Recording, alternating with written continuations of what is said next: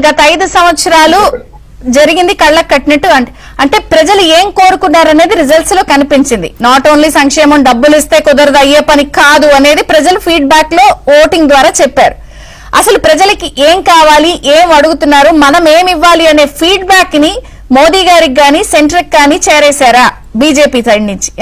అందుకే ఇందాక నుంచి అంటున్నారు మీరు కదా ఇంపార్టెంట్ ఇక్కడ అని.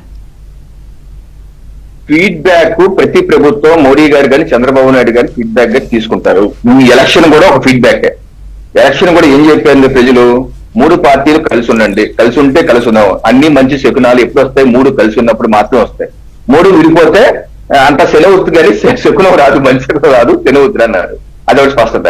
2, మాకు సంక్షేమమే కాదు అభివృద్ధి కూడా కావాలి అని చెప్పారు. అందుకనే కదండి ఈ 9 మాసాల్లో 8 లక్షల కోట్ల పెట్టుబడులు ప్రధానమంత్రి నరేంద్ర మోడీ గారి నుంచి, చంద్రబాబు నాయుడు గారి, లోకేష్ గారి నుంచి, పవన్ కళ్యాణ్ గారి ఎందుకు కష్టపడుతున్నాం? రోడ్లు చూడండి, ఈ 9 మాసాలు ఏ రకంగా చేయగలిగాం, ఎన్ని ఫీడ్బ్యాక్ ప్రాసెస్.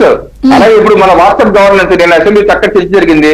దానిలో ఎమ్మెల్యేలు సూచన చేశారు, ప్రజల నుంచి ఫీడ్బ్యాక్ కూడా తీసుకునే మెకానిజం దాంట్లో ఉండాలన్నారు. లోకేష్ గారు వెంటనే కరెక్టే కదా అన్నారు. సో ఏ ప్రభుత్వం అన్నా ఫీడ్బ్యాక్ తీసుకోండి. ఆ రకంగా ప్రజల ఆకాంక్షలు పనిచేసేదే ప్రజాస్వామ్యం. ప్రజల ఆకాంక్షలు దూరంగా చేస్తే మనం ఓడిపోతాం. ఇప్పుడు చంద్రబాబు నాయుడు గారు ఆ మధ్య ఉన్నారు, నేను ప్రజలు నాతో పాటు తీసుకోలేకపోయాను కాబట్టి నేను ఎలక్షన్ తర్వాత ఎలక్షన్ గెలవలేకపోయాను, ఓడిపోయాను. మోడీ గారు మాత్రం ఎలక్షన్ తర్వాత ఎలక్షన్ గెలుస్తా వెళ్తున్నారు. వాళ్ళ ఎమ్మెల్యేలతో కూడా మీటింగ్లు అన్నారు. గుజరాత్ లో ఏ రకంగా 3 సార్లు గెలిచారు, 4 సార్లు గెలిచారు, మధ్యప్రదేశ్ లో 4 సార్లు వరుసగా గెలుస్తున్నారు. మనం ఎందుకు గెలవలేకపోతున్నాము? ఆ రకంగా మనం చేయాలన్నారు. సో ఆ రకమైనటువంటి ఫీడ్బ్యాక్ ప్రజల్లో తీసుకోకపోతే ఇబ్బంది. అలా తీసుకుంటూ వారి ఆకాంక్షల్ని కేవలం వారి యొక్క ఇమీడియట్ నీడ్స్ ఏ కాదు, భవిష్యత్తు ఒక మనిషి పూర్తిగా ఆనందం ఎప్పుడు పొందుతాడు?